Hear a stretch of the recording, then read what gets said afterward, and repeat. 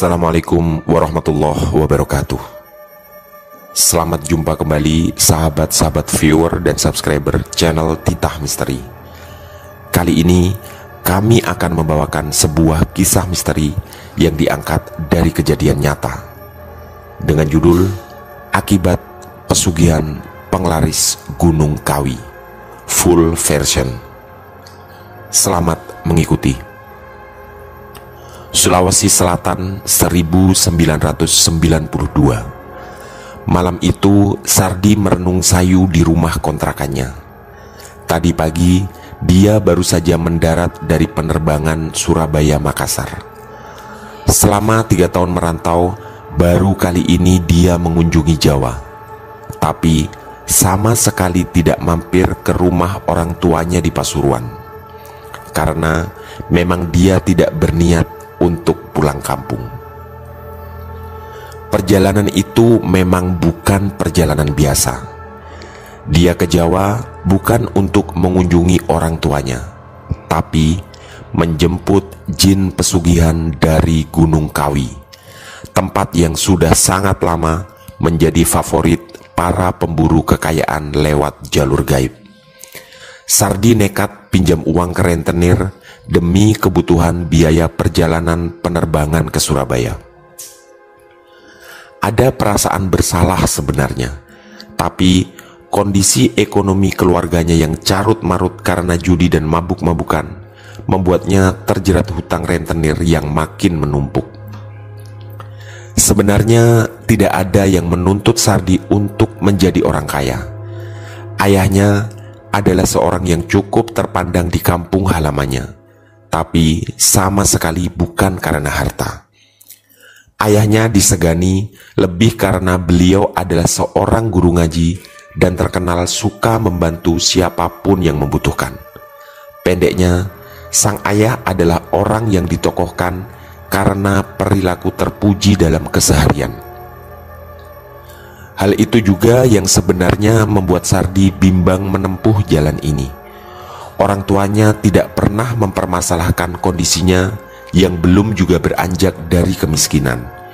Bahkan di surat terakhir yang diterimanya, sang ayah mengatakan bahwa beliau dan ibunya selalu mendoakan agar Sardi diberi kesabaran menjalani jatuh bangun usaha dan segera mendapat kelancaran rezeki yang penuh berkah serta mendapatkan momongan.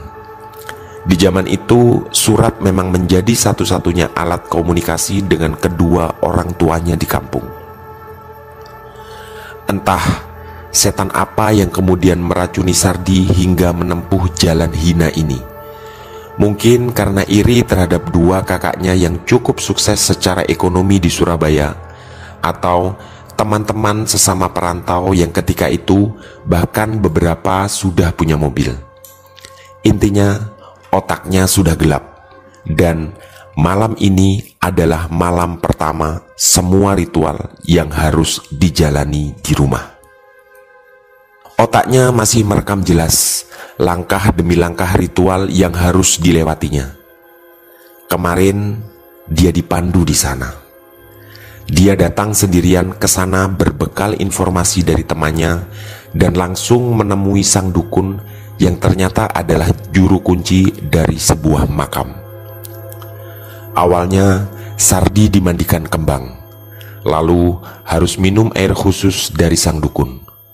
Dan yang membuatnya ketakutan sampai sekarang adalah dia pulang ke Sulawesi membawa jin yang nantinya membantu melariskan usahanya jualan bakso.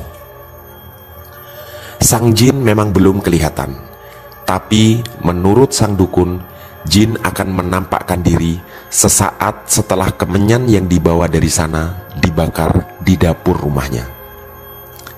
Itu artinya sebentar lagi, sesuai jadwal yang diberikan oleh sang dukun. Jarum pendek di jam dinding di ruang tamu hampir menyentuh angka 12 secara penuh. Sekitar 3 menit lagi, ritual bakar kemenyan pertama harus dijalani Sardi. Detak jantungnya terasa melaju sangat cepat. berburu dengan rasa takut atas semua kemungkinan.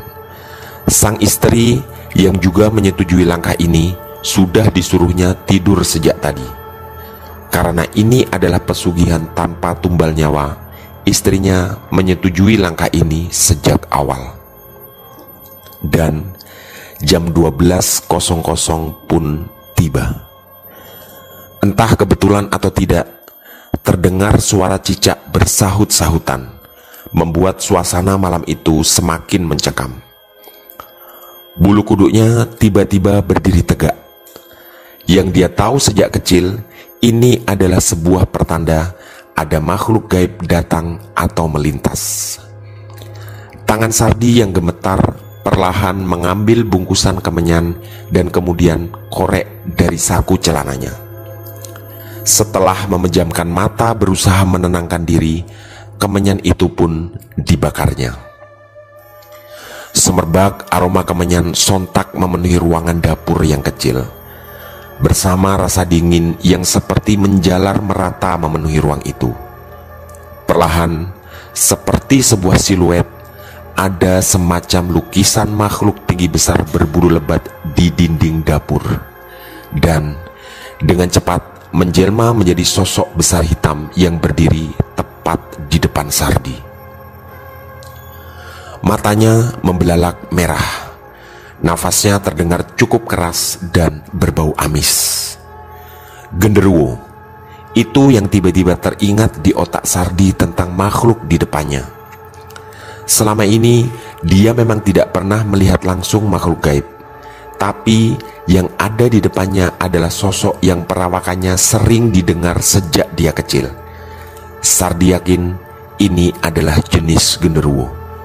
Kemarin sang dukun memang tidak menjelaskan jin jenis apa yang akan dibawanya pulang dari Sulawesi. Genderuwo itu menatap tajam mata Sardi yang entah kenapa tidak mampu dipejamkan. Tak ada sepatah kata pun yang dikeluarkan oleh si genderuwo, tapi itu lebih dari cukup untuk membuat Sardi merasa sangat ketakutan. Setelah beberapa detik, sang genderuwo melesat, melompat ke sebuah plastik hitam berisi kembang yang sudah disiapkan Sardi tadi siang.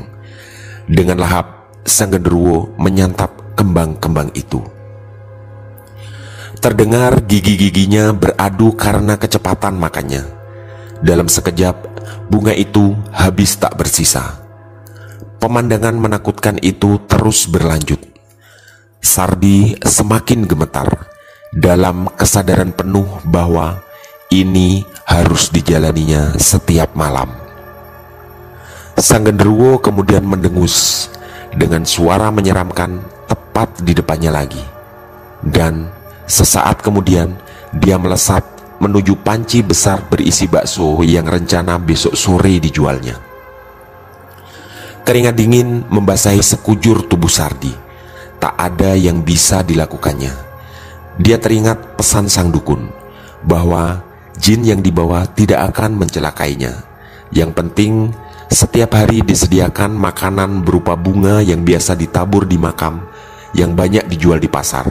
Dan satu lagi, apapun yang dilakukannya jangan pernah dicegah. Genderuwo itu melompat turun dari atas panci dalam sekejap juga. Sardi benar-benar merasa terkunci. Semua keberanian sebenarnya sudah dipersiapkan dengan maksimal, tapi apa yang terjadi di depannya tetaplah terlalu mengerikan. Tak lama kemudian, Sardi harus menyaksikan pemandangan yang tidak kalah mengiris hatinya.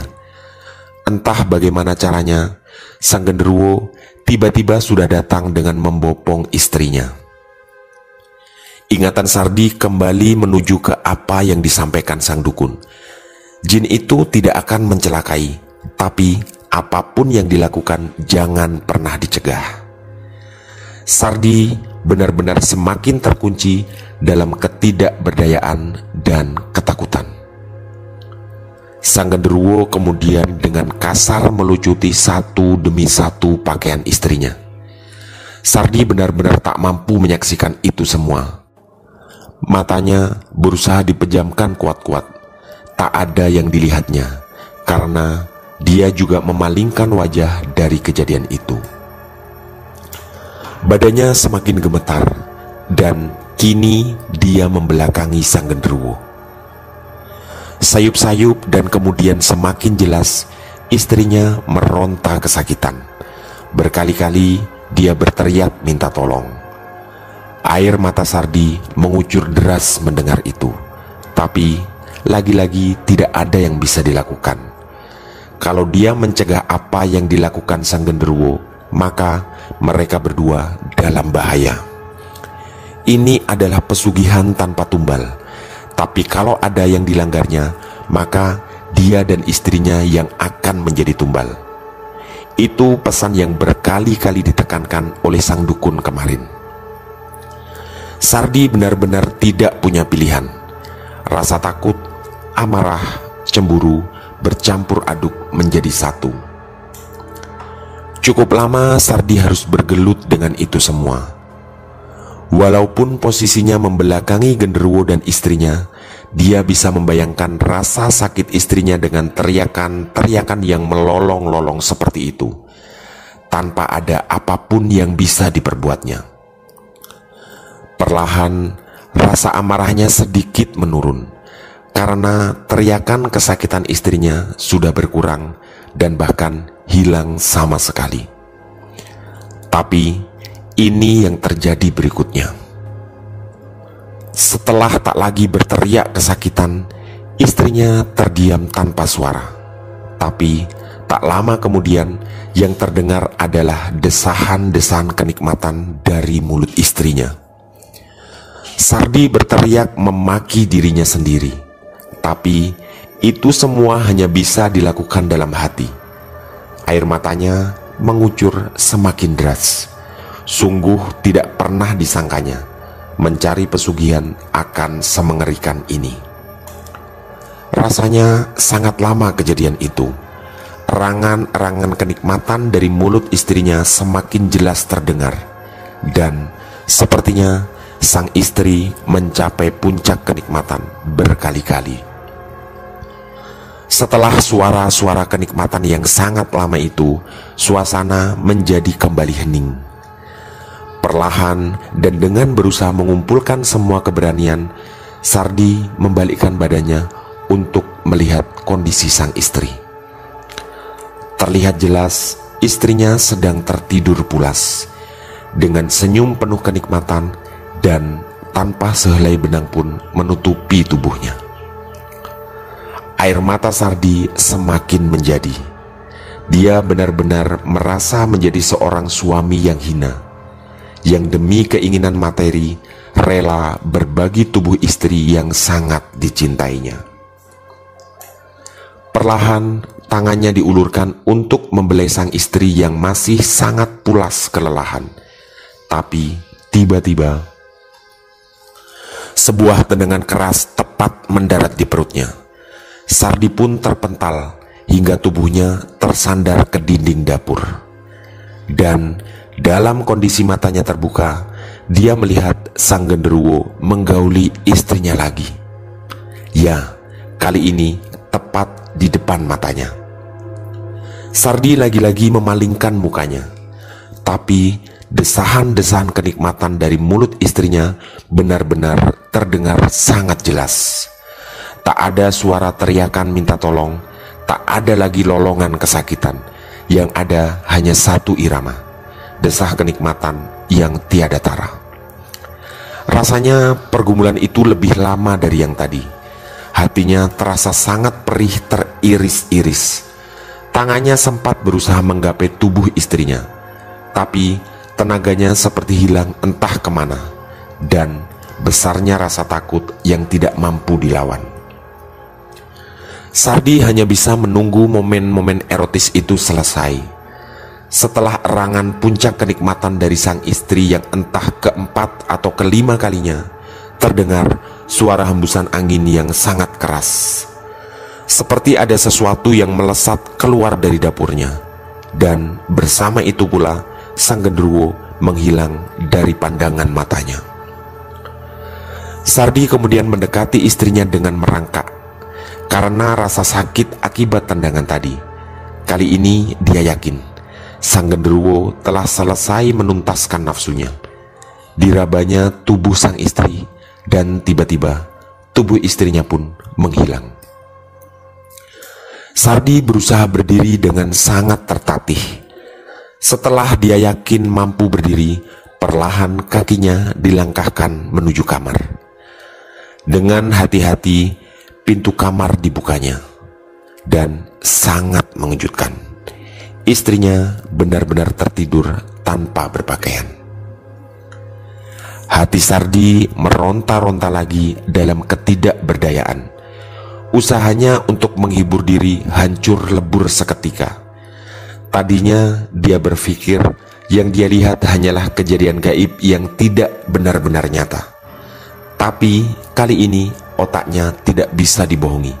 Sang genderuwo benar-benar menikmati tubuh istrinya. Malam semakin larut dan pagi sebentar lagi tiba.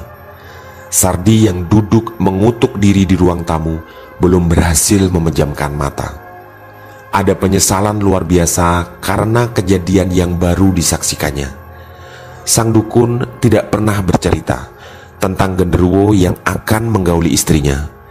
Dia hanya mengatakan apa yang dilakukan jin tidak boleh dicegah agar tidak ada tumbal nyawa. Salah satu penyesalan terbesarnya adalah karena dia lupa menanyakan apa yang akan dilakukan jin yang dia bawa terhadap istrinya.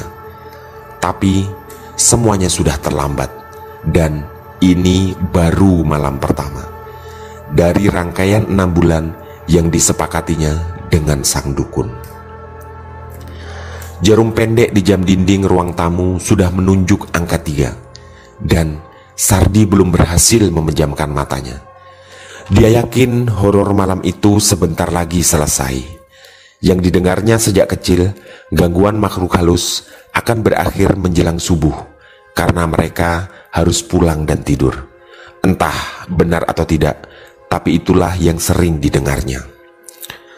Sardi sebenarnya bukan orang yang sangat penakut, tapi memang kejadian yang dialami barusan benar-benar jauh lebih mengerikan dari yang dibayangkannya. Perlahan dan dengan segenap usaha memberanikan diri, Sardi melangkah menuju ke kamar mandi. Pintu kamar mandi tepat berada di samping kompor dan panci besar tempat daging untuk bahan membuat bakso. Tangan kanannya meraba-raba dinding dan segera menemukan saklar. Aman, lampu menyala dan hatinya merasa sedikit agak tenang. Setiap hari, kebiasaan buang air besarnya memang sekitar jam 3 dini hari. Cukup lama dia menunaikan hajatnya sambil dibayangi semua rasa bersalah dan cemburu. Walau tidak sederas tadi, air mata kembali mengucur membasahi kedua pipinya. Anak seorang guru ngaji yang mencari pesugihan. Kalimat itu bertubi-tubi seperti menghujani hatinya dan membuat dirinya merasa benar-benar sangat hina. Tapi dia sadar, ini semua harus dijalaninya sampai 6 bulan ke depan dengan segala risiko. Sardi pun selesai menuntaskan hajatnya, tapi tiba-tiba tercium aroma busuk yang sangat menyengat. Bulu kuduknya kembali merinding. Pasti genderuwo itu datang lagi, bisiknya dalam hati. Dan benar saja, sesaat setelah keluar dari kamar mandi, tatapannya tertuju pada sosok hitam tinggi besar yang sedang duduk berjongkok di atas panci besarnya. Sang genderuwo buang kotoran, dan itu sangat-sangat jelas dalam pandangan mata Sardi.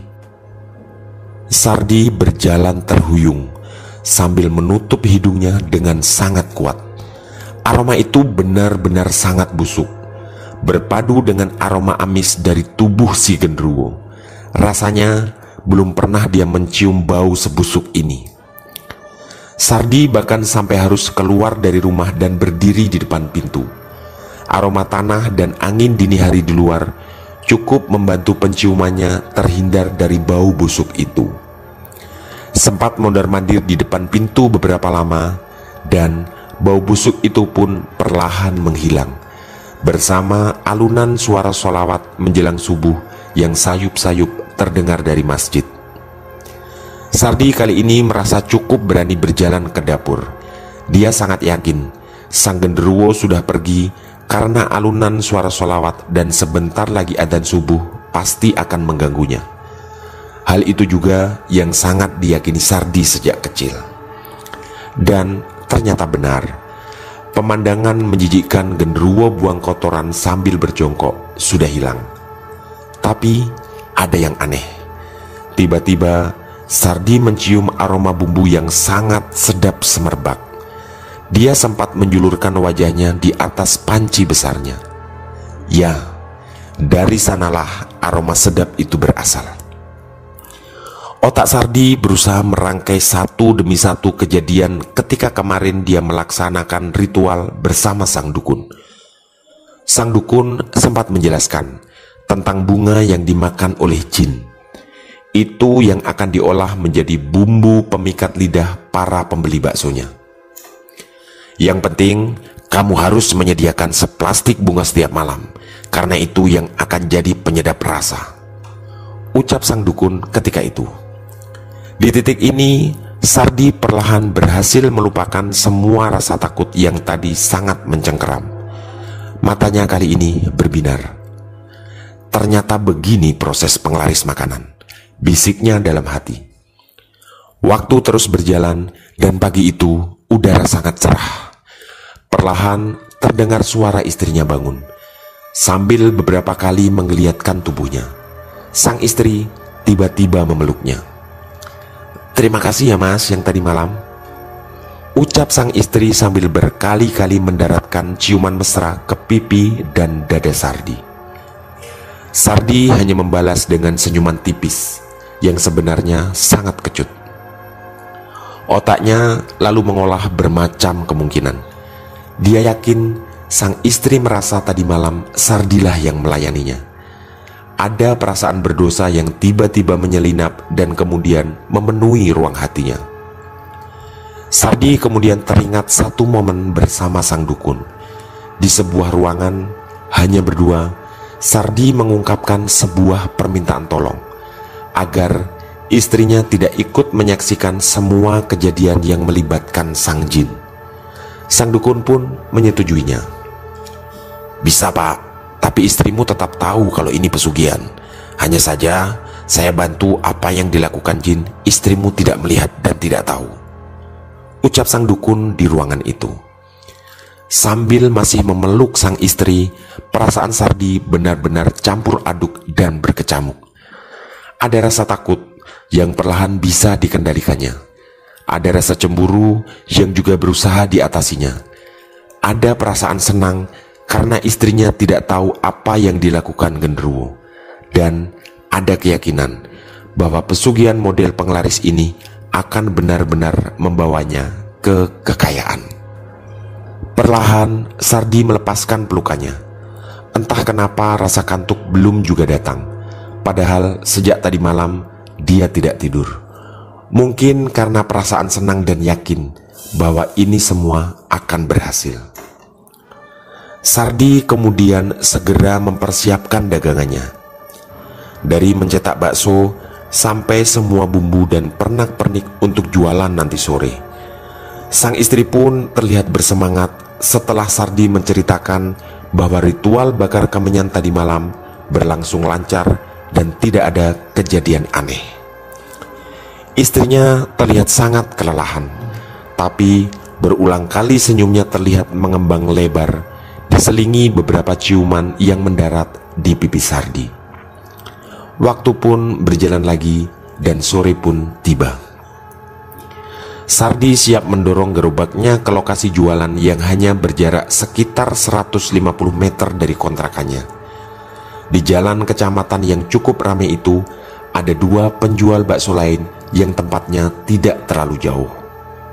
Pak Bobon sekitar 300 meter dari lokasi jualan Sardi, dan di arah yang berbeda ada Pak Subur sekitar 500 meter. Keduanya cukup sukses. Dibandingkan Sardi yang seringkali jualannya tidak habis, Pak Bobon dan Pak Subur selalu menutup warungnya sebelum jam 9 karena baksonya telah habis terjual. Terutama Pak Subur yang seringkali menutup jam 7, hanya sekitar 3 jam dari mulai buka warung. Rumahnya besar, bertingkat, dan ada 2 mobil terparkir di garasinya. Katanya Pak Subur juga adalah pelaku pesugihan. Informasi yang tentu tidak bisa dibuktikan itu datang dari Gunawan, teman Sardi yang seringkali mampir ke warungnya. Gunawan dulunya ternyata adalah kakak kelas Sardi ketika SMP. Mereka bertemu tidak sengaja di sebuah pasar ketika Sardi membeli kompor baru sekitar setahun yang lalu.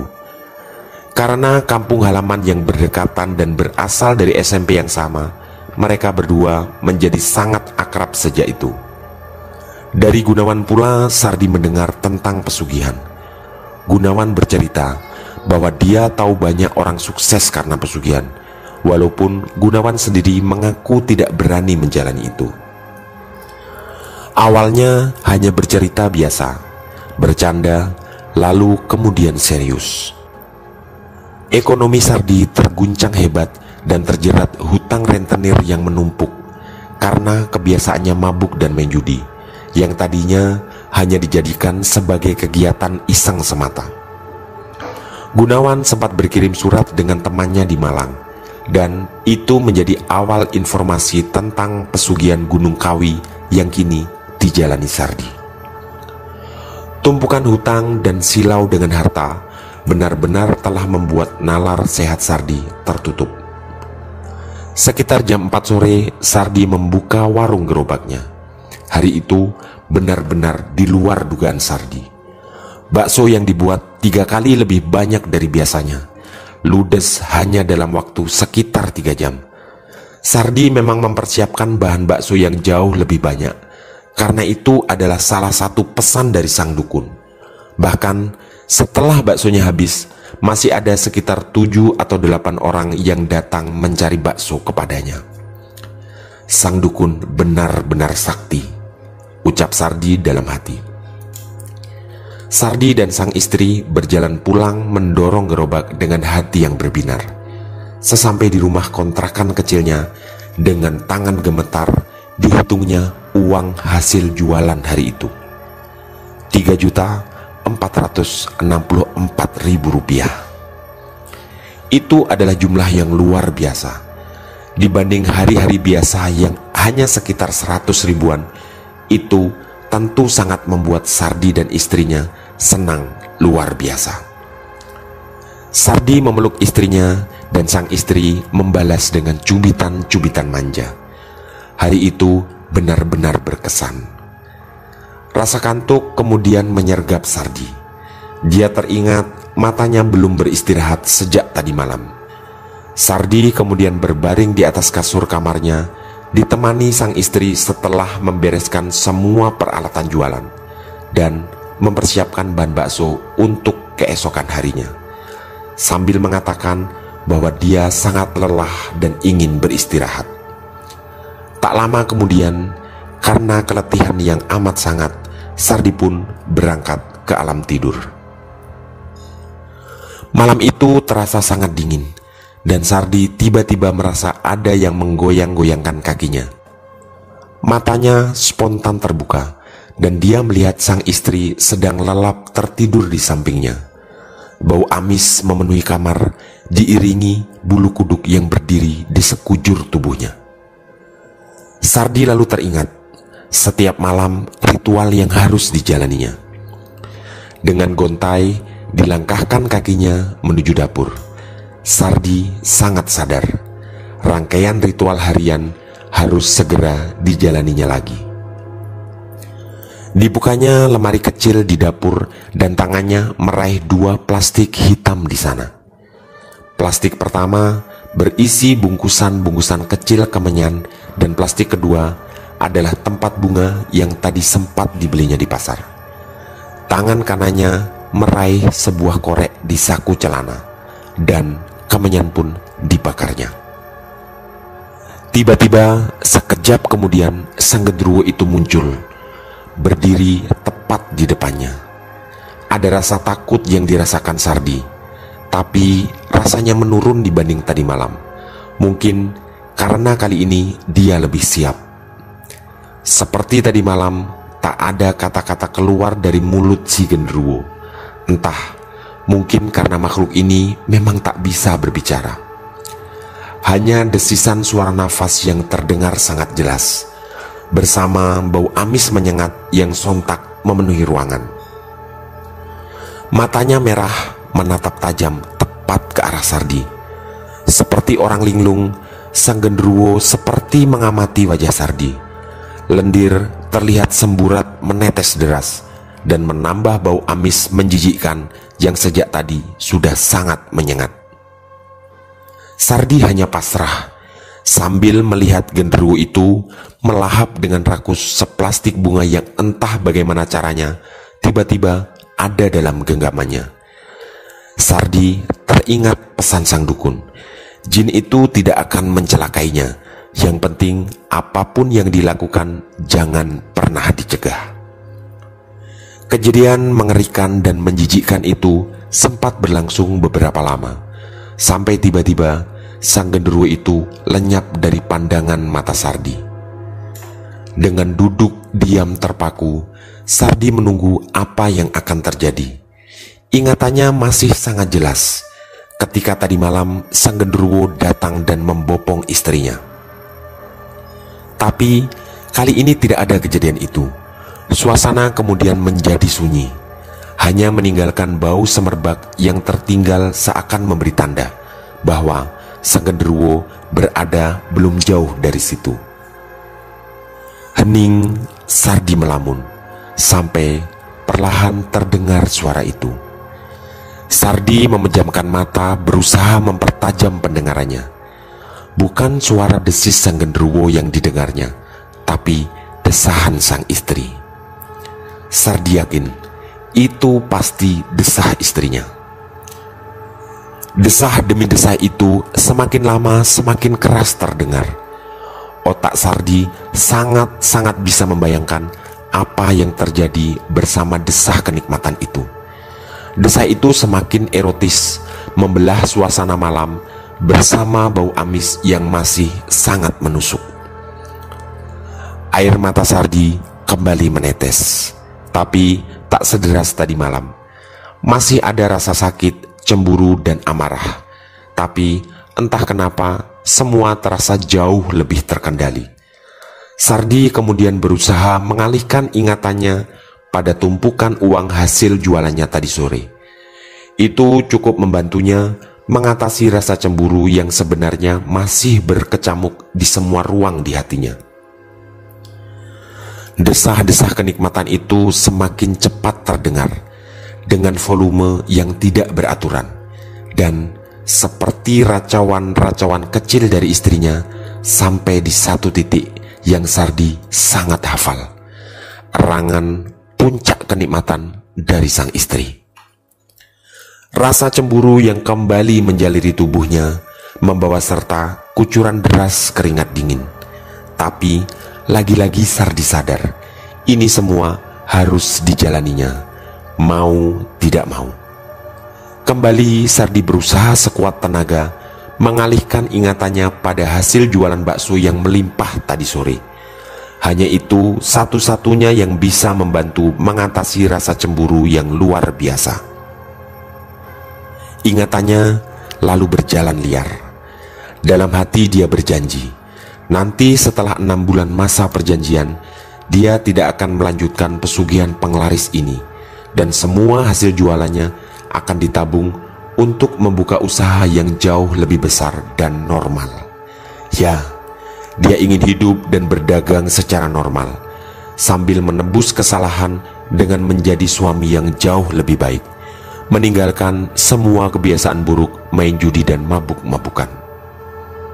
Tapi sesaat kemudian kesadarannya seperti kembali. Ini baru malam kedua dari rangkaian 6 bulan yang masih sangat lama. Sardi kembali termenung merenungi semua kekonyolannya. Tak lama berselang, rangkaian kejadian yang didengarnya seperti terulang dari awal. Ada desahan-desahan lirih, kemudian racauan-racauan tak jelas dari istrinya, irama desahan erotis yang semakin cepat dengan volume tak beraturan, dan diakhiri dengan erangan keras puncak kenikmatan dari istrinya. Sardi kembali berusaha pasrah dan berdamai dengan keadaan yang mau tidak mau harus dijalaninya.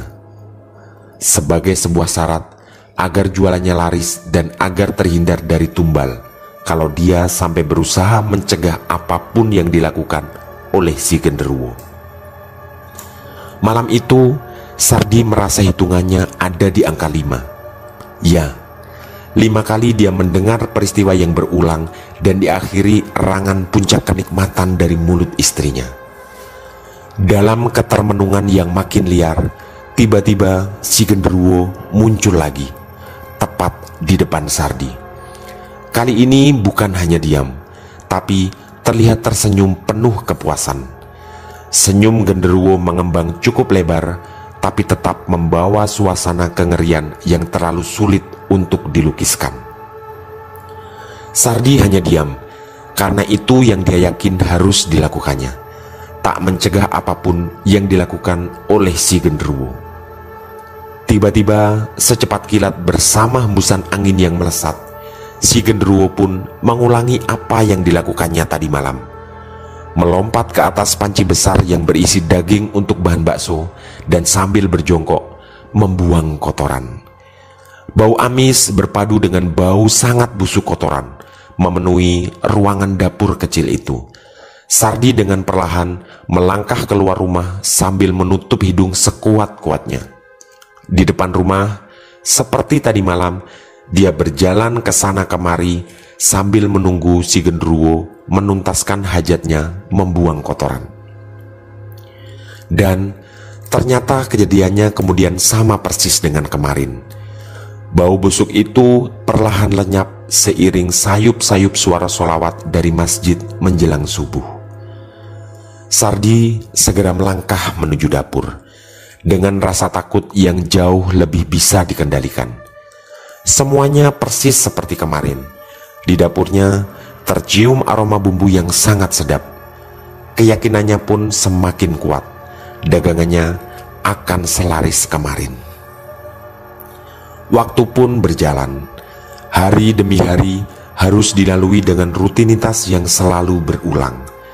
Setiap pagi membeli seplastik bunga di pasar, mempersiapkan daging untuk bahan bakso, berjualan ketika sore tiba, mendapat keuntungan yang luar biasa, dan menjadi saksi kejadian tiap tengah malam datangnya si genderuwo, yang selalu diiringi desah-desah kenikmatan dari istrinya. Menjelang subuh tiba, semua kejadian itu berakhir. Lama-lama Sardi merasa terbiasa dengan itu semua.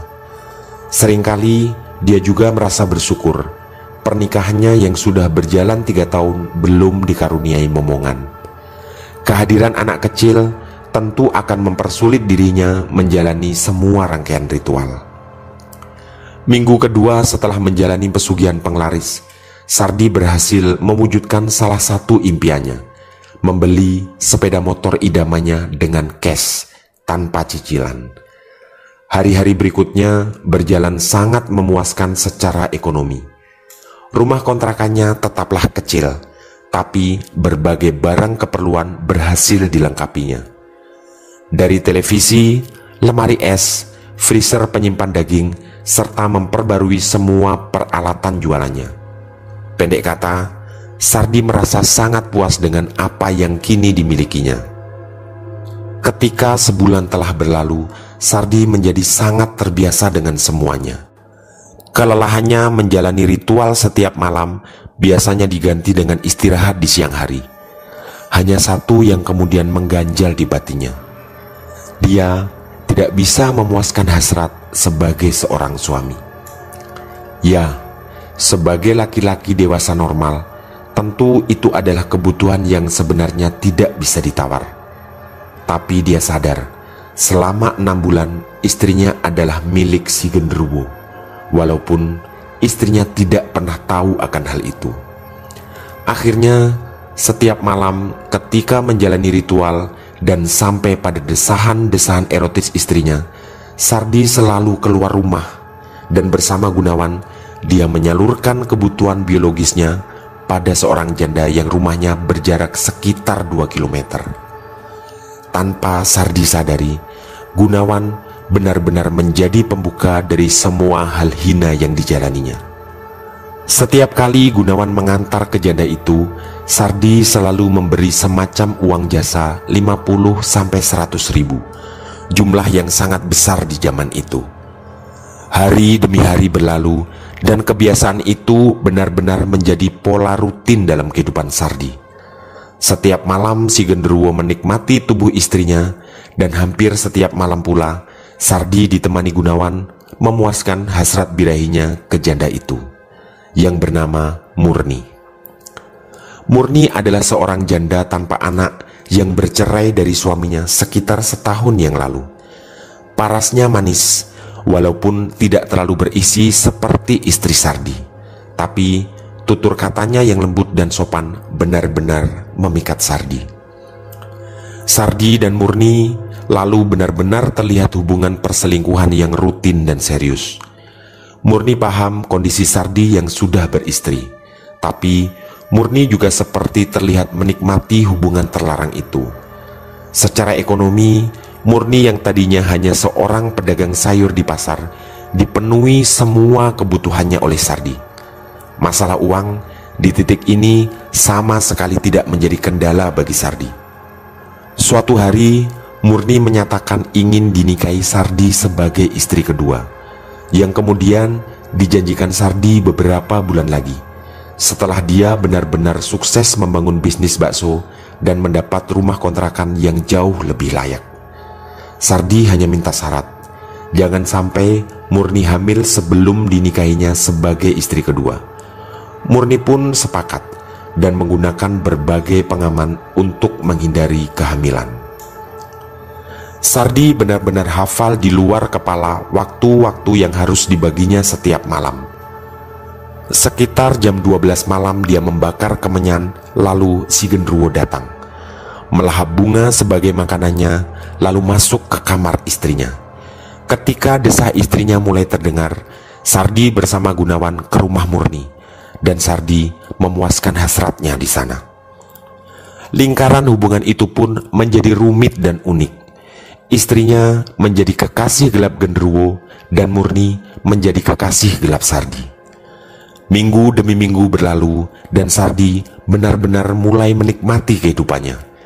Entah kenapa, semua rasa takut dan cemburu berhasil hilang dari pikirannya. Yang ada hanya satu, dia menjadi orang kaya dan ada Murni yang selalu siap menjadi pelampiasan birahinya. Si genderuwo setiap malam datang dengan wajah yang selalu menakutkan, tapi rasanya itu cukup pas ditebus dengan uang yang semakin lama semakin bertumpuk di dompet dan rekening tabungannya. Tak terasa, Sardi sudah ada di bulan ke-6 menjalani pesugihan penglaris itu. Masa kontrak pesugihan tinggal seminggu lagi. Tabungannya bukan hanya cukup untuk mencari kontrakan baru, tapi lebih dari cukup untuk sekedar membeli rumah yang baru dan sebuah mobil. Omset baksonya yang dulu hanya sekitar di angka 100 ribu per hari, kini menjadi 10-15 juta per hari. Gerobak yang dulu dipakai kini telah dipensiunkan dan Sardi mampu mengontrak sebuah ruko untuk bisnis dagang baksonya. Sardi benar-benar merasa di puncak kenikmatan kejayaan materi. Sampai kemudian hari itu ada sesuatu yang sangat mengejutkannya. Pagi itu, sepulang dari pasar membeli kembang dan mempersiapkan dagangan nanti sore, ada seseorang mengucapkan salam di depan pintu rumah Sardi. Sardi sangat mengenali suara itu. Itu adalah suara bapaknya. Dengan gugup, Sardi segera menyambut sang bapak sambil membantu membawa tas yang beliau bawa. Mereka berdua pun berpelukan melepas rindu. Sang istri kemudian bergegas dari dapur untuk mencium tangan mertuanya. Pak Soleh, itu nama bapaknya Sardi. Beliau kemudian bercerita bahwa sengaja datang memberi kejutan untuk Sardi. Kakaknya yang pertama mendapat rejeki bonus penjualan dari perusahaannya dan membelikan hadiah bapak tiket pesawat Surabaya Makassar PP. Tak lupa Pak Soleh menyampaikan salam dari kakaknya. Sardi kemudian meminta istrinya membuat kopi kental kesukaan bapaknya, sambil berkali-kali minta maaf karena kontrakannya terlalu kecil. Dia juga menceritakan bahwa mungkin sebulan atau 2 bulan lagi akan pindah ke rumah kontrakan yang lebih layak. Pak Soleh kemudian berjalan berkeliling di dalam rumah sambil manggut-manggut karena melihat perabot yang lumayan lengkap. Alhamdulillah kamu sudah lumayan sukses ya Le, ucap beliau sambil terus mengamati semua isi rumah. Sardi kemudian berbagi tugas dengan istrinya. Semua persiapan jualan nanti sore dipersiapkan oleh istrinya, sementara dia menemani bapaknya ngobrol di ruang tamu sempit itu. Pak Soleh kemudian bercerita panjang lebar tentang awal mula rencana perjalanannya. Awalnya kakak tertua datang dan mengatakan mendapat rezeki bonus penjualan yang lumayan. Dia menanyakan bapak minta hadiah apa. Ya udah, belikan aja tiket pesawat PP Surabaya Makassar karena bapak pengen mengunjungi Sardi, jawab Pak Soleh ketika itu. Memang bapak rencana ngasih kamu kejutan, makanya bapak nggak bilang-bilang, lanjut Pak Soleh sambil tersenyum penuh wibawa. Mereka kemudian melebur dalam obrolan saling melepas rindu tentang kondisi ibunya yang gak mau ikut karena takut naik pesawat, kambing di rumah yang mati seminggu yang lalu, juga sepetak kecil sawah yang katanya kini ditanami jagung. Karena itu yang perawatannya mudah ketika musim kemarau seperti ini. Sardi dengan penuh rasa senang dan kerinduan menikmati obrolan panjang lebar itu. Di zaman itu, saling berkabar belum bisa dilakukan dengan HP, karena cara komunikasi paling lazim adalah lewat surat. Sardi benar-benar menikmati suasana ini, tapi tentu ada hal yang sangat besar yang mengganjal hatinya. Ya, tentang ritual setiap malam. Perasaan berdosa Sardi tiba-tiba memuncak ketika Pak Soleh mengingatkan dirinya untuk menjaga sholat. Hatinya teriris ketika menjawab nasihat itu dengan sebuah anggukan, karena dia sadar hal-hal seperti itu sudah lama tidak dijalankannya. Bahkan dia kini berada di sebuah lubang besar yang sangat hina, yaitu pesugihan. Sardi memutar otak untuk mengatasi dan membagi waktunya, terutama nanti malam. Dia sempat menyarankan bapaknya untuk tidur di hotel selama 2 malam di sana, dengan alasan rumahnya sangat sempit dan kasihan bapaknya kalau merasa tidak nyaman menginap di situ. Tapi dengan nada bijak, Pak Soleh menjawab dengan jawaban yang sangat ditakutkan Sardi. Gak usah, di sini aja. Bapak kan biasa tidur di atas tikar di musola. Pakai tikar aja di sini di ruang tamu sambil nonton TV. Toh bapak kesini kan kangen sama kamu, bukan kangen sama hotel. Jawaban itu sebenarnya sangat lazim dan standar. Rasanya semua orang tua akan menjawab dengan jawaban yang sama di posisi seperti itu. Kerinduan terhadap anak tentu tidak bisa ditukar dengan kemewahan kamar hotel semahal apapun. Sardi terdiam tak mampu menyanggah. Sejak kecil dia paham betul watak bapaknya. Sangat bijak tapi juga sangat tegas. Dan jika dia memaksa tidur di hotel, maka bapaknya pasti akan marah dan tersinggung. Sardi membayangkan semua rencananya nanti malam pasti akan berantakan. Dari ritual genderuwo sampai rencana ke rumah Murni. Karena nanti malam jadwalnya ke sana. Janda yang semakin lama rasanya semakin dicintainya. Hari itu berjalan penuh kegalauan bagi Sardi. Sempat berpura-pura sholat karena bapaknya di rumah. Sardi berusaha memutar otak untuk menyusun semuanya nanti malam. Tapi otaknya benar-benar tidak menemukan solusi atas ini semua. Akhirnya dia pasrah dan menjalani semua rutinitas yang seperti biasa.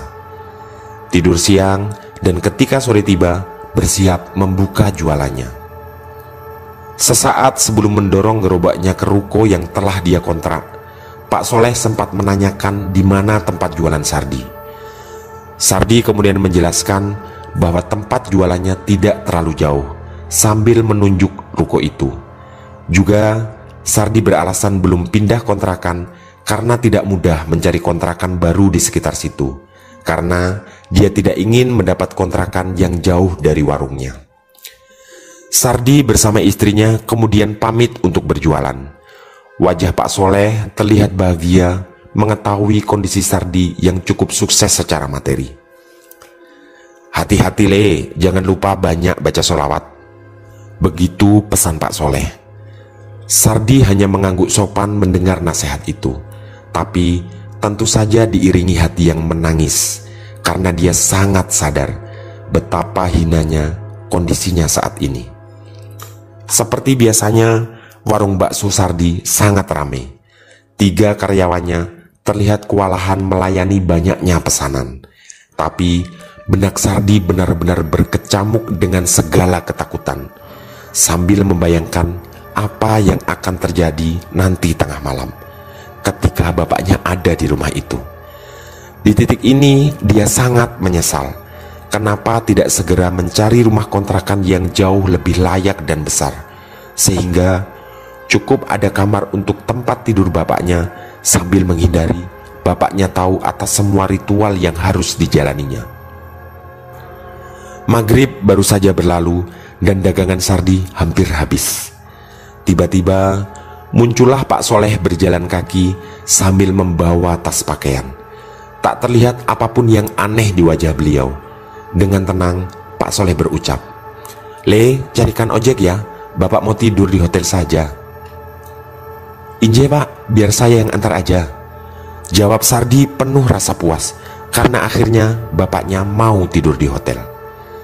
Pak Soleh menolak usulan itu dengan alasan agar Sardi bisa menyelesaikan pekerjaannya, dan nanti biar tukang ojek yang memberitahunya tempat bapaknya menginap. Usulan itu dirasa Sardi masuk akal, dan tak lama kemudian ada tukang ojek yang lewat yang kemudian membonceng Pak Soleh ke kota, sekitar 10 km dari situ. "Nanti saya nyusul nggih Pak," ucap Sardi sambil berpesan kepada tukang ojek untuk kembali ke warung baksonya atau rumah kontrakannya setelah menurunkan bapaknya di hotel. Tukang ojek itu namanya Wawan. Sardi cukup mengenalnya karena mereka sering bertemu di pasar setiap pagi. Rasa galau Sardi sontak hilang. Sejak kedatangan bapaknya, ketakutannya benar-benar gagal dikendalikan. Dia sangat takut semua ritual diketahui oleh bapaknya. Kali ini semua akan bisa dilakukannya dengan aman. Sardi pun kembali tenggelam dalam aktivitasnya. Sekitar jam 7 jualannya pun habis. Sardi kemudian pulang bersama istrinya. Ketika Sardi asyik menghitung uang hasil jualannya, tiba-tiba dia teringat tukang ojek yang membawa bapaknya ke kota. Seharusnya tukang ojek itu sudah kembali dan mengabarinya tentang hotel yang dipilih oleh bapaknya. Sardi sempat membayangkan kemungkinan buruk di perjalanan. Dia sempat khawatir bapaknya ada apa-apa di jalan. Tapi pikiran itu segera ditepisnya, sambil dia yakin Wawan akan menemui dirinya malam itu atau paling lama besok pagi di pasar. Seperti biasa, Sardi dan istrinya ngobrol ringan sambil dengan puas menghitung uang hasil jualannya. Malam itu terkumpul Rp12.642.000. Istrinya juga mengungkapkan tentang kekhawatiran ritual tengah malam nanti, andaikan bapaknya tidak mau menginap di hotel. Mereka berdua pun berpelukan dengan hati yang berbinar-binar. Malam itu entah kenapa, tidak seperti biasanya, Sardi sama sekali tidak mengantuk. Mungkin karena dia menunggu kedatangan Wawan. Rencananya Kalau Wawan datang, dia akan menyusul ke hotel tempat menginap bapaknya. Tapi malam bergerak semakin larut dan Wawan tidak kunjung tiba. Besok pagi kutanyakan di pasar. Begitu gumam Sardi di dalam hati. Waktu terus merambat dan tak terasa jam 12 hampir tiba. Sardi harus segera mempersiapkan ritual yang tinggal beberapa malam lagi. Hampir 6 bulan menjalani ini semua, hasil yang didapat Sardi benar-benar memuaskan. Dia mulai membayangkan besok akan menyusul bapaknya ke hotel, mengantar ke bandara, dan juga membelikan oleh-oleh khas Sulawesi untuk dibawa pulang. Perlahan, Sardi melangkahkan kakinya ke dapur. Kebiasaannya melaksanakan ritual setiap malam membuat semua rasa takut sudah benar-benar berhasil diatasinya. Sekitar 15 menit lagi, pasti Gunawan datang dan dia akan meluncur ke rumah Murni, janda selingkuhannya. Sardi membuka lemari kecil itu untuk mempersiapkan seplastik bunga, makanan genderuwo, dan bungkusan kemenyan yang hanya tinggal tersisa beberapa. Tak seperti awal-awal menjalani ritual, Sardi sudah sangat tenang mempersiapkan semuanya. Setelah memejamkan mata sejenak, kemenyan itu pun dibakarnya. Aroma khas kemenyan menjalar memenuhi ruangan dapur. Setelah terdiam beberapa lama, si genderuwo tidak kunjung muncul. Hatinya mulai bertanya-tanya. Hening dan si genderuwo belum juga muncul. Keheningan itu berlangsung cukup lama, sampai terdengar suara sepeda motor di luar yang diyakininya adalah Gunawan yang siap mengantarnya. Sampai sekitar setengah jam berlalu, tak ada tanda-tanda kemunculan si genderuwo. Sardi akhirnya memutuskan keluar untuk memberitahu Gunawan bahwa malam ini acara ke rumah Murni dibatalkan karena ada kendala ritual. Sardi perlahan melangkah kembali ke dapur dan tanpa disangkanya, langkahnya terhenti tepat di dekat panci besarnya dan kemudian sebuah tendangan keras mengarah ke perutnya. Sardi tersungkur dan terpental hingga tubuhnya membentur dinding. Si genderuwo itu datang, tapi entah kenapa wajahnya terlihat sangat marah. Pukulan dan tendangan diterima Sardi bertubi-tubi. Seperti biasa, si genderuwo tak mengucapkan apa-apa, tapi gemeritik suara giginya menandakan bahwa dia sedang marah besar.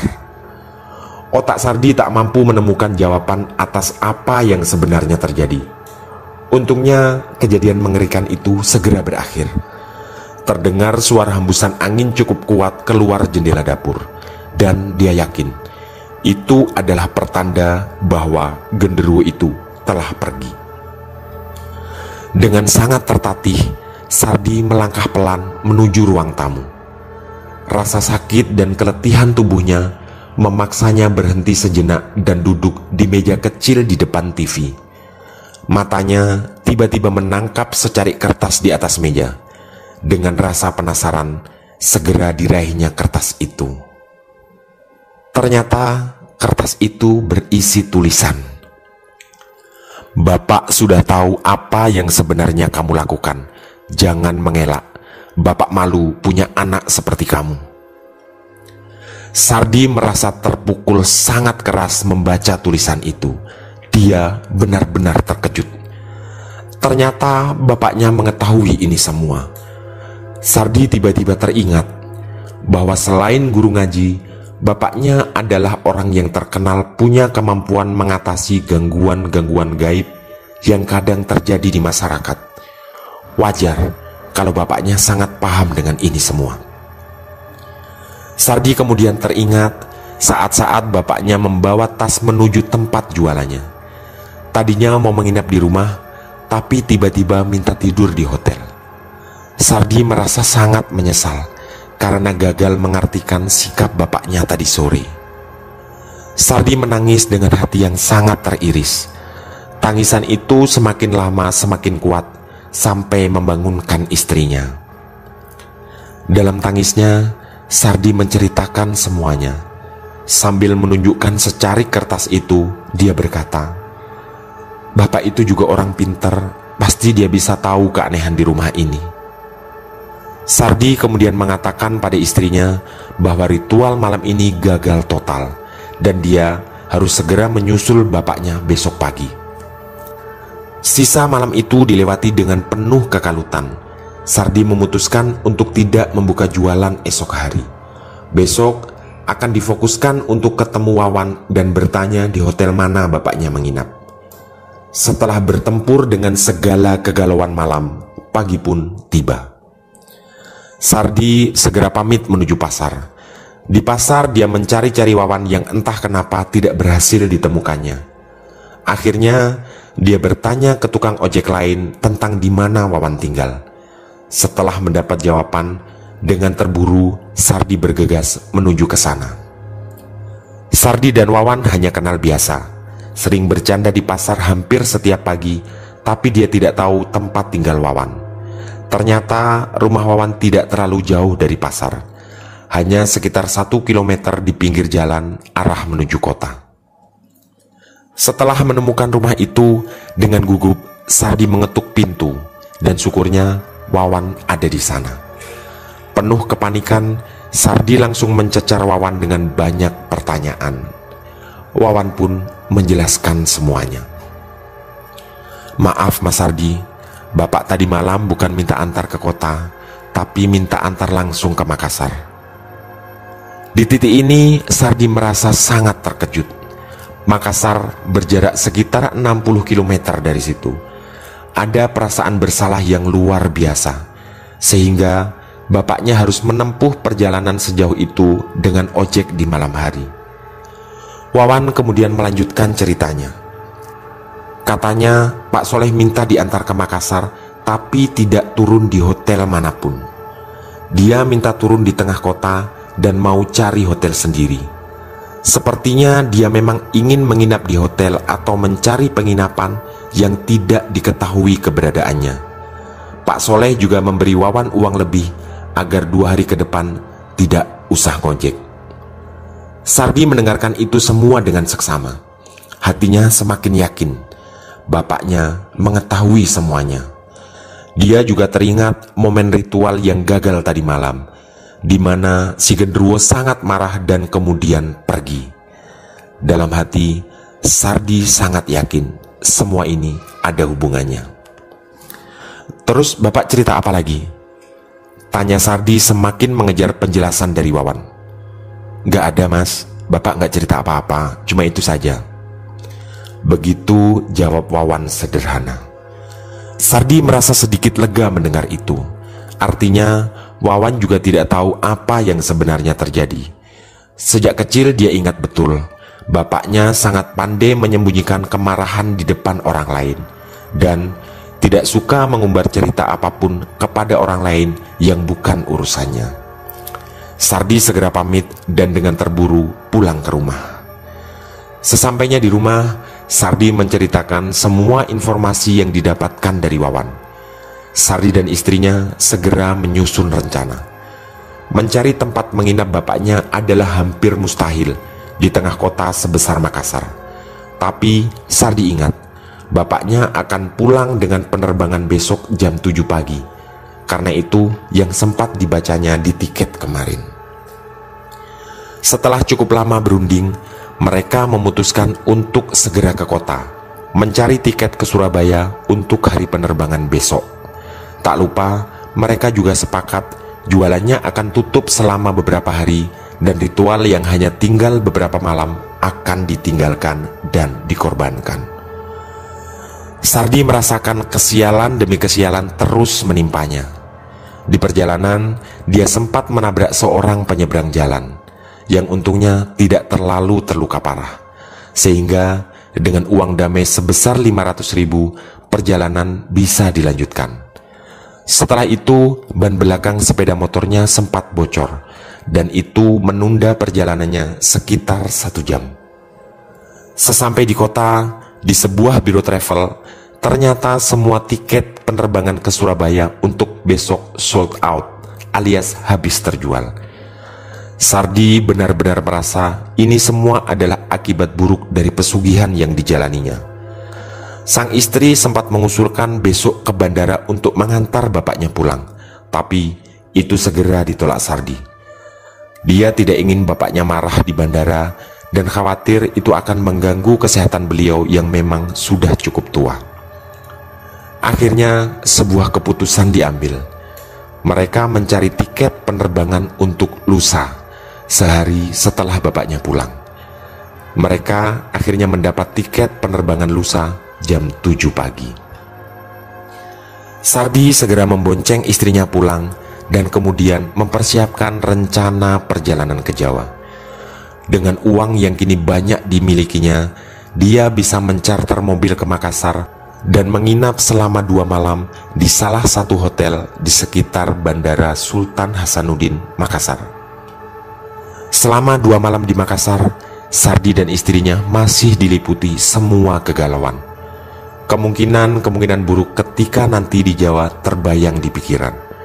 Bapaknya marah besar dan Sardi bahkan tidak sanggup membayangkan apa yang nanti akan terjadi di Jawa. Untungnya, selama 2 malam di hotel, tidak ada gangguan makhluk halus apapun. Entah karena si genderuwo sudah pulang ke dukun pesugihan 6 bulan yang lalu, atau memang si genderuwo tidak sanggup melakukan perjalanan sejauh itu. Semua tidak lagi dihiraukan Sardi. Waktu berjalan dan mereka berdua sudah berada di penerbangan Makassar-Surabaya. Setelah mendarat di Bandara Juanda, Surabaya, Sardi segera mencari taksi bandara dan bernegosiasi untuk mengantar langsung ke Pasuruan, ke kampung halamannya.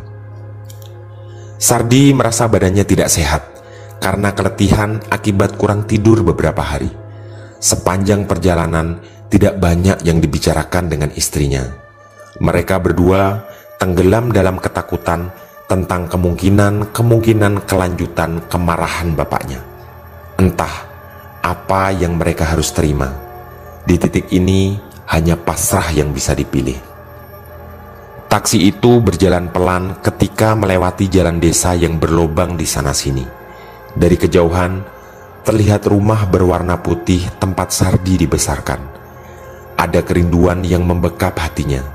Tapi sayang, kali ini harus berbungkus segala kekhawatiran. Begitu sampai di halaman rumahnya, Sardi sangat terkejut. Ada firasat buruk berkecamuk di batinnya. Rumah itu tertutup rapat dan terlihat sunyi. Air matanya menangis ketika tak ada jawaban siapapun dari dalam rumah atas salamnya. Kondisi sekitar juga sunyi. Di waktu-waktu seperti itu, sekitar jam 10 pagi, memang kebanyakan warga sedang beraktivitas di sawah. Tapi biasanya sang ibu ada di rumah, karena memang cukup jarang ibunya ikut ke sawah, kecuali menjelang dan ketika panen. Digoyang-goyangkannya pintu depan rumah dan terasa jelas pintu itu dikunci dari luar. Pintu samping pun sama. Kesimpulannya jelas, tidak ada orang di rumah dan orang tuanya sedang pergi ke tempat yang mungkin jauh. Sardi menyandarkan punggungnya di kursi kecil di teras yang juga diikuti istrinya. Tas berisi pakaian yang dia bawa dilemparkannya di lantai teras rumahnya. Rasa lelahnya kini bercampur dengan banyak sekali ketakutan. Teringat jelas bapaknya yang tiba-tiba mau menginap di hotel, juga secarik kertas yang sangat memukul hatinya. Tak lama berselang, ada seseorang melintas di depan rumahnya. Namanya Lek Tarno, tetangga yang rumahnya berjarak hanya sekitar 50 meter dari situ, sambil memikul sekarung rumput. Sardi segera menghentikannya dan setelah percakapan singkat dan basa-basi, Sardi mendapat informasi bahwa tadi pagi bapaknya dilarikan ke rumah sakit. Dada Sardi berdegup sangat kencang. Lek Tarno juga bercerita bahwa setelah datang dari bandara, bapaknya sempat pingsan. Katanya darah tingginya kumat. Lalu tadi pagi, beberapa tetangga termasuk dirinya mencarikan mobil untuk dibawa ke rumah sakit. Kedua kakaknya di Surabaya juga ditelepon dan mereka semua sekarang ada di rumah sakit umum. Sardi pun berkali-kali mengucapkan terima kasih dan segera bergegas berjalan kaki menuju rumah salah satu temannya, yaitu Burhan. Burhan adalah teman masa kecil Sardi. Mereka bersekolah di TK dan SD yang sama. Rumahnya hanya terpisah 5 rumah dengan rumah orang tuanya. Tujuan ke sana jelas, meminjam sepeda motor. Kepada Burhan yang kebetulan ada di rumah, Sardi meminta informasi lagi tentang bapaknya. Kali ini informasinya lebih jelas, karena Burhan ternyata adalah salah satu yang ikut mengantar bapaknya ke rumah sakit. "Bapakmu kumat darah tingginya. Aku lupa angkanya, tapi pas baru di rumah sakit dan ditensi, angkanya sangat tinggi," kata perawat. Ucap Burhan yang membuat Sardi semakin khawatir. Tak ingin membuang waktu, Sardi segera meminjam sepeda motor dan pamit pulang, karena istrinya menunggu di rumah. Tak lupa, berkali-kali dia mengucapkan terima kasih sambil minta Burhan mendoakan kesehatan bapaknya. Sesampai di rumah, dilihatnya istrinya sedang muntah-muntah dan wajahnya pucat seperti kelelahan. Sempat kebingungan, akhirnya sang istri dibawa ke rumah Burhan. Dan Sardi minta izin ke istri Burhan untuk menitipkan istrinya beristirahat di situ. Sardi pun bergegas menuju rumah sakit dan sesaat sebelum dia pamit ke Burhan, dia sempat mendengar ucapan dari istri Burhan yang juga semakin menambah beban pikirannya. "Kayaknya ini hamil, Mas." Otak Sardi kembali menerawang liar. Dia yakin itu bukan anaknya, karena selama 6 bulan dia tak pernah menjalankan tugas sebagai suami yang tiap malam sudah digantikan oleh si genderuwo. Tapi hal itu sementara dikesampingkannya, karena fokusnya sekarang adalah menuju rumah sakit. Sardi hampir terjatuh karena terlalu terburu memarkir sepeda motornya di tempat parkir rumah sakit. Sebelum sempat memperbaiki posisi parkirnya, tatapannya menangkap Mbak Reni dari kejauhan. Dia menangis terseduh di sebuah bangku panjang putih di depan UGD. Mbak Reni adalah istri dari kakak pertamanya. "Bapak gimana, Mbak?" tanya Sardi sambil menghampiri Mbak Reni.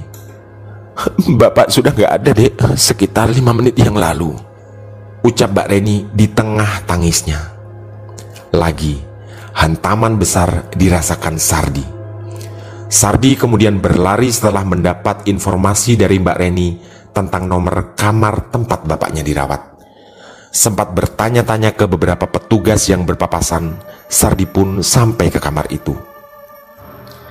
Langkah kaki Sardi terhenti karena pemandangan di depan matanya membuat tenaganya serasa habis tiba-tiba. Kedua kakaknya berpelukan penuh haru. Sang ibu menangis terseduh di samping tubuh yang ditutupi kain putih itu.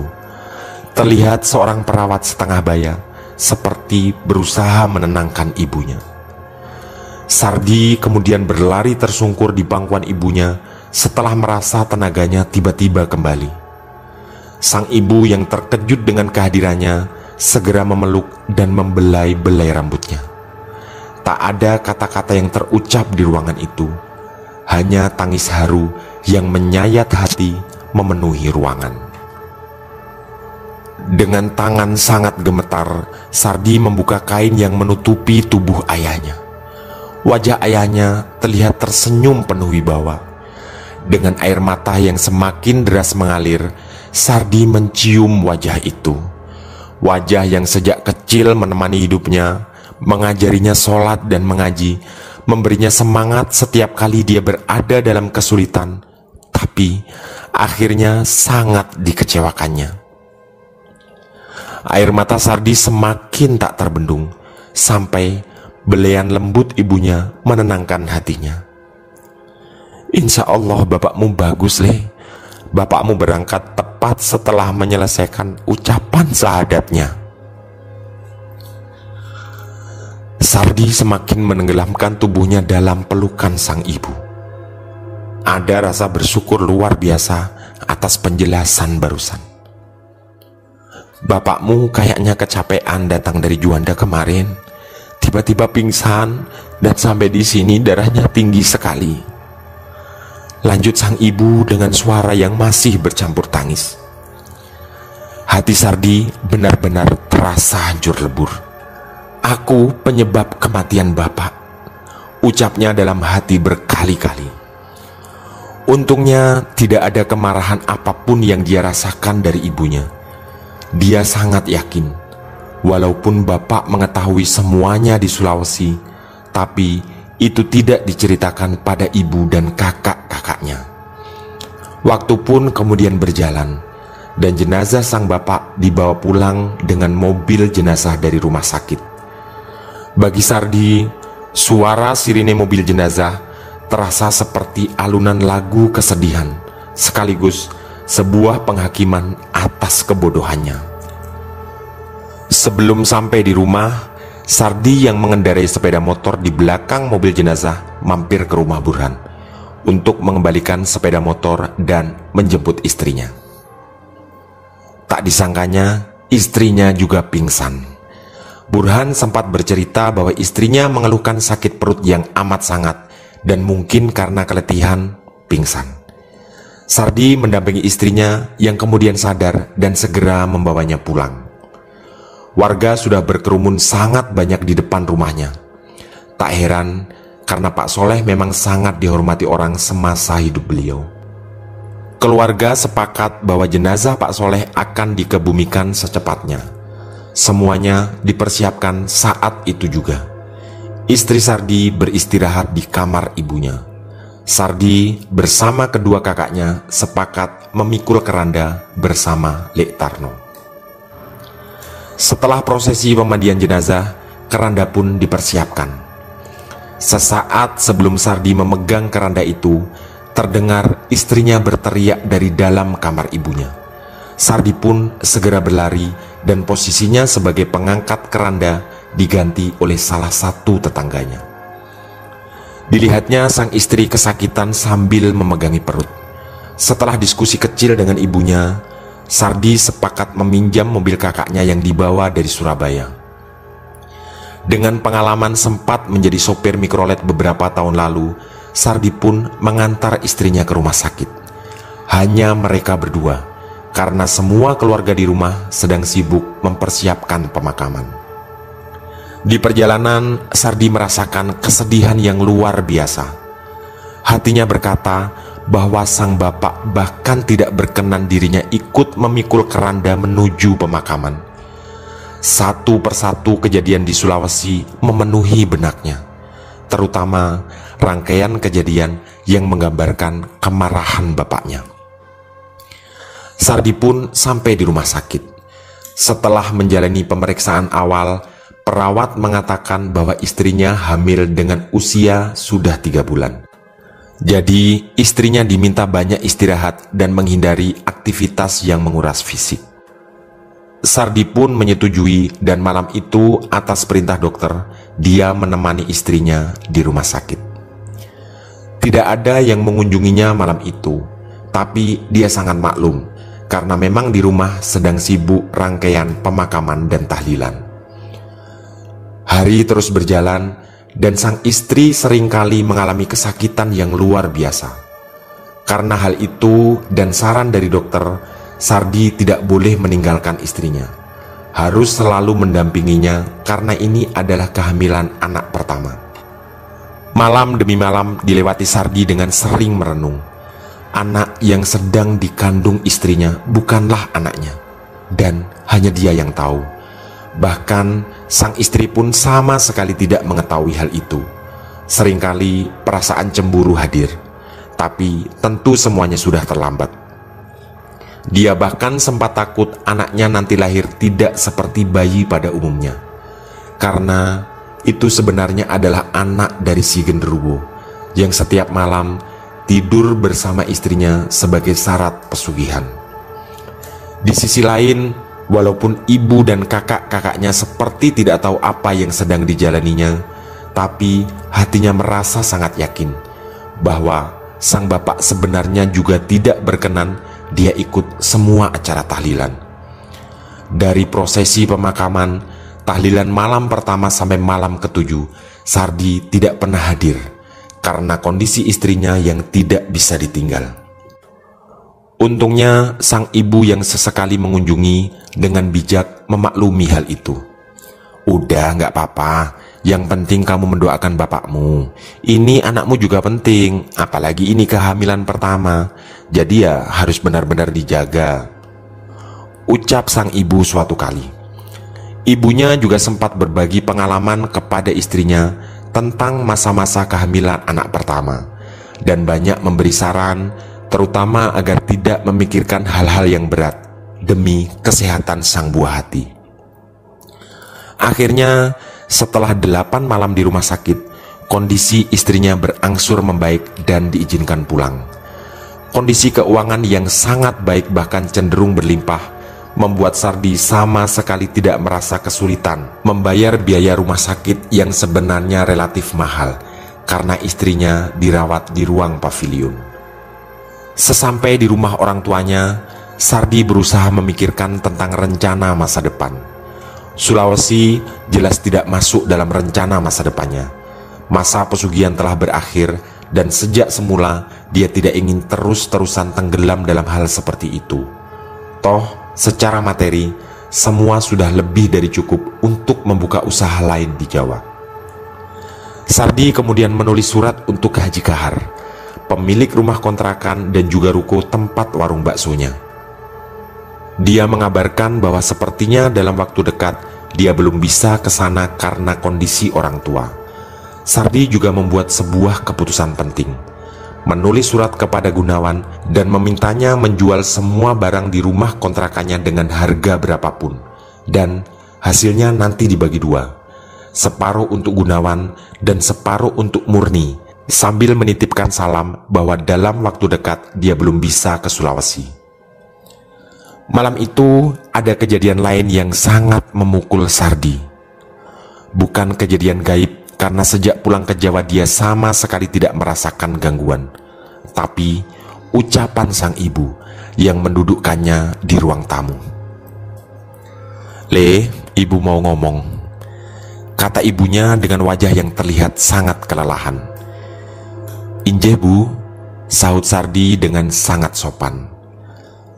"Bapakmu nggak pesan apa-apa ke ibu, dan ini sudah ibu sampaikan ke kedua kakakmu. Hanya kamu yang belum dengar," kata ibunya sambil kemudian terdengar suara tangisnya pecah. Sardi berusaha menerka kelanjutan kalimat ibunya. Hatinya sempat khawatir apa yang dijalaninya selama di Sulawesi diketahui oleh sang ibu dari informasi bapaknya. "Cuma ada satu yang membuat ibu sedih. Sebelum mengucapkan syahadat, bapakmu bilang bahwa dia merasa gagal sebagai orang tua. Ibu gak tahu apa maksudnya." Tangis ibunya terdengar semakin keras. Sardi kemudian mendekat dan bersimpuh di depan ibunya. Sebagian nuraninya ingin berkata jujur, tapi sesaat kemudian itu dibatalkannya karena tidak ingin ibunya shock jika mengetahui semuanya. "Kita doakan semoga bapak tenang nggih bu," ucap Sardi lirih setelah merasa menemukan kalimat terbaik dalam suasana seperti itu. Ibunya kemudian bercerita cukup panjang tentang saat-saat menjelang bapaknya dilarikan ke rumah sakit. Banyak sekali warga yang mengiringi bapak, dan ibunya merasa bersyukur atas bantuan warga sekitar yang terlihat jelas ingin yang terbaik untuk bapaknya. Ibunya sambil berkaca-kaca menceritakan bahwa banyak sekali warga yang mengatakan bahwa bapaknya benar-benar orang yang baik. Insya Allah diterima dengan baik di alam sana. Ada kebanggaan yang tiba-tiba menyelinap di hati Sardi. Ya, itu adalah bapaknya, seorang guru ngaji yang sangat dicintai dan dihormati warga. Ingin rasanya dia menjadi orang seperti itu. Tapi sesaat kemudian dia sadar bahwa dirinya telah terlanjur berkubang di lubang yang sangat hina. Rasanya dia tidak pantas bermimpi setinggi itu. Sang ibu juga bercerita bahwa bapaknya tidak banyak bercerita tentang keadaan Sardi di Sulawesi. Bapakmu hanya sempat bilang bahwa kondisimu di Sulawesi sudah lumayan. Kekaguman Sardi semakin tinggi pada bapaknya. Dalam kondisi sehina itu, nama baiknya masih dijaga di depan keluarga. Air mata Sardi pun mengucur deras terbawa suasana. Ada rasa bersalah, malu, menyesal, dan marah pada diri sendiri karena merasa sebagai sebab utama kematian Pak Soleh. Semua cerita ibunya membuat Sardi sampai pada satu kesimpulan. Bapak sangat tahu bahwa dia sedang menjalani pesugihan, tapi itu tidak diceritakan kepada siapapun. Malam pun semakin larut dan sang ibu masuk ke kamar untuk istirahat. Istrinya sedang lelap tertidur di kamar depan, kamar yang sejak SMP dipakainya. Tiba-tiba wajah itu mengingatkan pada suasana ritual di Sulawesi. Istrinya terlihat sangat cantik, seperti ketika setiap kali lelap tertidur setelah si genderuwo memasuki kamarnya setiap tengah malam. Rasa menyesal yang luar biasa lagi-lagi memenuhi relung hatinya. Di titik ini, Sardi hanya bisa berharap dia benar-benar bisa membuka usaha di sini tanpa balik ke Sulawesi dan tanpa bersentuhan dengan pesugihan lagi. Hari demi hari pun berlalu. Sampai hari itu, tiba-tiba istrinya mengerang kesakitan. Sardi yang telah membeli mobil beberapa hari sebelumnya mengantar istrinya ke rumah sakit.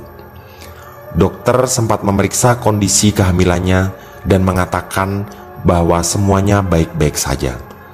Hanya saja sang istri harus opname di rumah sakit untuk mengembalikan kondisi serta menjaga kesehatannya. Sardi pun harus mengikuti saran dokter. Sempat minta izin ke perawat, dia pulang mengabarkan hal ini ke rumah. Ibunya juga mengatakan bahwa semua saran dokter harus diikuti, karena ini adalah kehamilan anak pertama yang harus dijaga. Tiba-tiba Sardi ingat, nanti malam adalah malam ke-40 tahlilan kematian bapaknya. Hatinya berkata lagi, sang bapak benar-benar tidak berkenan dia hadir dalam acara tahlilan, sehingga istrinya harus menginap di rumah sakit. Lagi-lagi perasaan itu muncul sebagai anak yang sangat durhaka. Tangis Sardi kembali pecah di perjalanan kembali ke rumah sakit, bersama perasaan cemburu karena sebenarnya yang sedang dikandung istrinya bukanlah anaknya. Sardi berusaha perlahan mengatasi ini semua, sambil menanamkan kuat-kuat di hatinya bahwa ini semua adalah akibat dari pesugihan yang mau tidak mau harus ditanggungnya. Di titik ini, Sardi merasa dia bisa menyelesaikan pergulatan batinnya. Bapaknya tidak mungkin kembali, dan janin di rahim istrinya adalah tanggung jawabnya. Perawatan kali ini lebih ringan. Hanya 2 malam, istrinya diperbolehkan pulang. Sardi pun kembali tenggelam dalam aktivitas seperti biasa, menemani sang ibu sambil bercerita bahwa dia belum ingin membuka usaha apapun sampai bayinya lahir. Tabungannya cukup untuk beberapa bulan ke depan. Karena perasaan berdosa yang amat sangat, ingin rasanya beberapa bulan ini dihabiskan untuk mendampingi sang ibu yang masih terlihat terpukul atas kepergian bapaknya. Kedua kakaknya yang di Surabaya hanya sesekali berkunjung, mungkin sekali atau 2 kali dalam sebulan. Waktu berjalan kembali dan peristiwa itu terulang lagi. Tepat di malam ke-100 kematian bapaknya, istrinya mengerang kesakitan dan itu memaksa Sardi untuk melarikannya lagi ke rumah sakit. Kali ini keyakinannya semakin kuat bahwa sebenarnya bapaknya sama sekali tidak berkenan Sardi ikut terlibat sejak acara mengangkat keranda, pemakaman, semua tahlilan sampai malam ke-7, malam ke-40, dan malam ke-100. Keyakinan itu benar-benar sangat kuat. Apalagi setiap kali dia mengingat tulisan tangan yang ditinggalkan bapaknya sebelum memaksa ke hotel malam itu di Sulawesi. Seperti sebelumnya, setelah 2 malam di rumah sakit, istrinya diizinkan pulang. Hari-hari berikutnya kemudian berjalan normal dan tidak ada gangguan. Keseharian Sardi benar-benar dibaktikan untuk ibunya, menemani sang ibu siang dan malam, serta mencarikan rumput untuk kambing-kambing peninggalan bapaknya. Juga merawat sepetak kecil sawah yang dulu menjadi mata pencaharian utama bapaknya. Sardi benar-benar menikmati kehidupannya kali ini. Semua ingatan tentang Sulawesi dan pesugihan telah dibuangnya jauh-jauh. Rasanya dia ingin benar-benar bertobat dan berusaha menjadi orang yang pantas sebagai anak Pak Soleh, guru ngaji yang sangat dicintai masyarakat. Tak terasa hari itu tiba. Hari ketika istrinya mengalami kesakitan yang luar biasa dan ibunya menyarankan untuk segera membawa ke rumah sakit karena istrinya sepertinya akan melahirkan tidak lama lagi. Kali ini perjalanannya ditemani oleh ibunya dan Bule Sari, salah satu tetangganya yang juga berprofesi sebagai dukun bayi di kampung itu. Beberapa warga juga ikut mengantarnya. Terasa sekali pengaruh almarhum bapaknya kali ini. Keluarganya benar-benar dicintai masyarakat. Ketegangan terjadi malam itu. Sang istri mengerang kesakitan dan setelah rangkaian pemeriksaan, dokter memutuskan bahwa istrinya harus menjalani operasi sesar karena air ketuban yang kering dan istrinya sangat lemah, demi meminimalkan risiko bayi dan sang ibu. Sardi pun menyetujuinya. Apalagi biaya yang besar tentu tidak menjadi masalah baginya. Beberapa kali dia minta doa ibunya ketika istrinya dimasukkan ke ruang operasi. Dengan berbagai alasan yang Sardi pahami sebagai prosedur rumah sakit, dia dan ibunya tidak diizinkan masuk ke ruang operasi. Waktu terasa berjalan sangat lambat. Sardi mondar-mandir berusaha mengurangi ketegangan. Sang ibu dilihatnya memejamkan mata sambil komat kamit mengucapkan doa tiada henti. Sardi diliputi banyak sekali kekhawatiran, terutama karena dia sangat tahu bahwa sang bayi sebenarnya adalah anak genderuwo. Kali ini rasa cemburu hilang tak bersisa, berganti rasa kasihan pada istrinya serta harapan pada Yang Maha Kuasa agar semuanya berjalan lancar. Sekitar 20 menit kemudian, sang dokter pun keluar. Dari tatapannya, Sardi menerka akan ada kabar kurang baik yang didengarnya. Dan benar saja. Sang dokter mengabarkan bahwa bayinya telah berhasil lewat operasi sesar dengan wajah yang sangat cantik. Tapi maaf, kami sudah berusaha sekuat tenaga, istri Bapak tidak berhasil diselamatkan. Langit yang sebenarnya cerah malam itu seperti mengirim petir yang sangat dahsyat.